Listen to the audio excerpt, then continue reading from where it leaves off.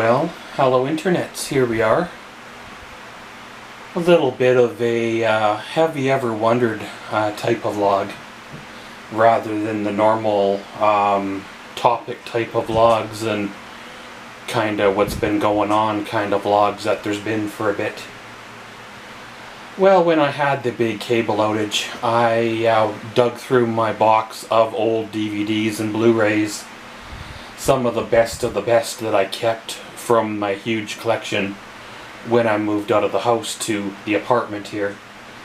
And I watched them to pass the time, of course, due to the outage. Well, one of the movies I watched was called Encino Man. Now, for those that are a little bit older, you'll probably remember it from your childhood.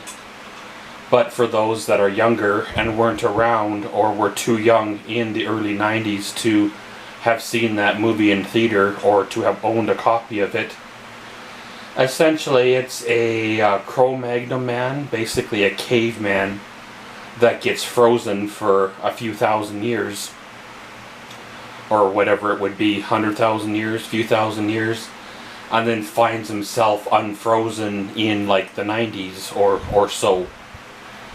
And of course there is the normal comedy hijinks and adjustment period and all that, but it kind of got me thinking, you know, realistically that movie wasn't very accurate. Because, for starters, you know, the difference between the two species of human, if you want to say, would be like night and day. You have a uncivilized, uneducated person, and then you have the caveman that is just trying to survive. Actually, no, it's the other way around. Because of the time period and the species of human, if you want to say, you know, the language barriers, right? And this human would be used to hunting for the food and fighting for survival. And with the modern world, we don't have to fight for survival yet anyway, or hunt for our food other than pushing a grocery cart up and get down the aisles till we find what we're looking for. You know, and then there's the adjustment period to the new civilization.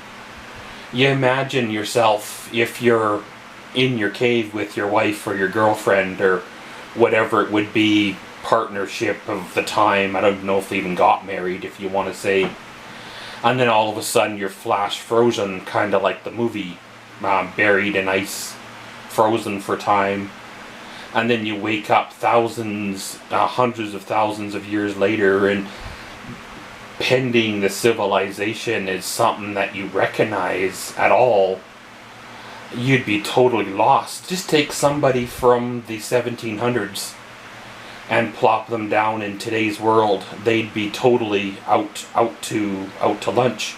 They'd have no idea about phones and cars, and they'd have no idea about the modern language versus the old language. And at least a couple hundred years ago, you know, the early 1800s or so, our languages, the English language, was somewhat familiar. You know, even though there'll be no horse and carriage anymore and none of that, at least it's somewhat familiar. The dress would be totally different. How people dress nowadays would be considered to be inappropriate back then. But for something that huge of a gap, tens of thousands of years or whatever, a person would be totally, probably have a mental meltdown, a nervous breakdown, because of all the strangeness, you know, the car horns, the sights, the concrete roads, no more grass like there used to be, no, you know, woolly mammoths to hunt like you used to be, or saber-toothed tigers to hunt you like there used to be, kind of a thing. And then there is the obvious bacteria. They claim that bacteria is what caused a lot of the conflict in the past. You hear about the explorers that sailed over from the old country and they found new colonies and visited them. And then next time, a couple of years later, when they came back to show this beautiful, unspoiled, glorious, raw colony, here they're all wiped out. You know, the whole tribe is gone, or part of the tribe is gone, and it was a sickness that arrived with the settlers, or shortly after the new settlers.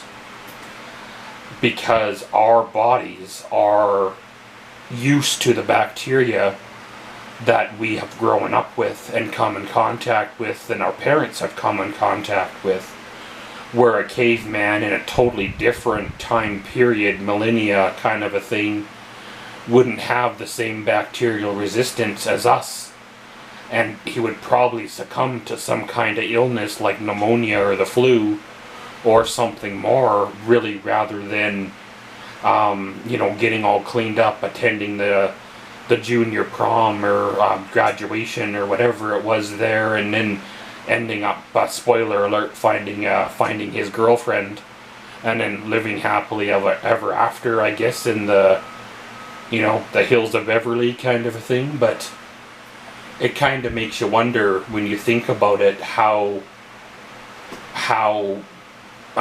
illnesses, disease, germs, bacteria travel nowadays, because there are parts of the world that haven't been fully explored, and there are people that can be across the planet, other side of the world, in just a matter of days because of air travel nowadays. So really, a person in the other side of the world can be sick, hop on the plane, fly to a major city in somewhere, and then have an outbreak of an illness there that we'd never seen before. Sort of how we've experienced with this pandemic kind of a thing, how it spread. Part of that has to do with the systems that we have in place, and the fact that there was some issues in the beginning of believing what was really going on, and not acting fast enough to close shops and borders and restrictions and stuff, and it just allowed it to spread, and then you have a lot of misinformation out there. So really, but yeah, it kind of makes a person think how I would react if I fell asleep tonight and didn't wake up for 3,000 years.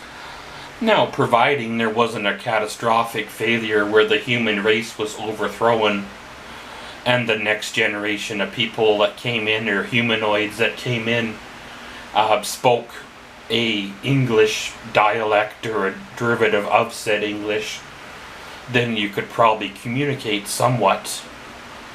And as for food, the food would obviously be different, surroundings would totally be different. You look how things have changed in 40 years, just imagine 400 years or 4,000 years.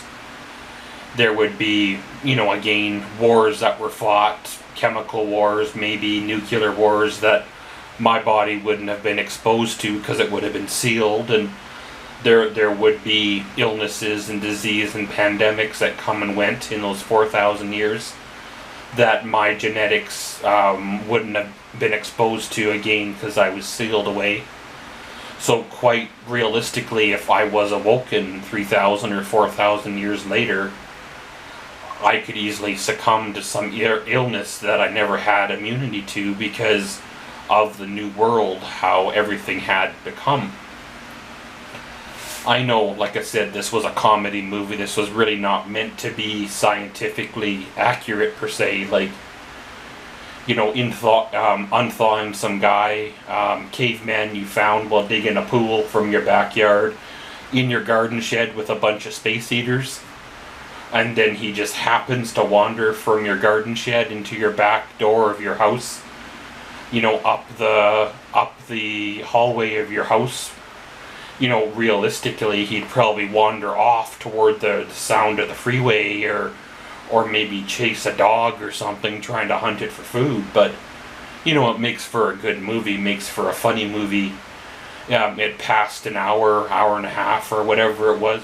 Well, my cable was out without going too crazy, and kind of gave me some time to think about what if, how would I would react if I was in that situation, you know, how would that situation be if it was accurate.